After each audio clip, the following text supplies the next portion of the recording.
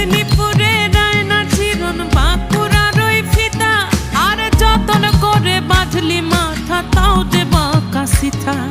পেছ পাড়িয়া রাজকুমারী গলায় চন্দ্রহার,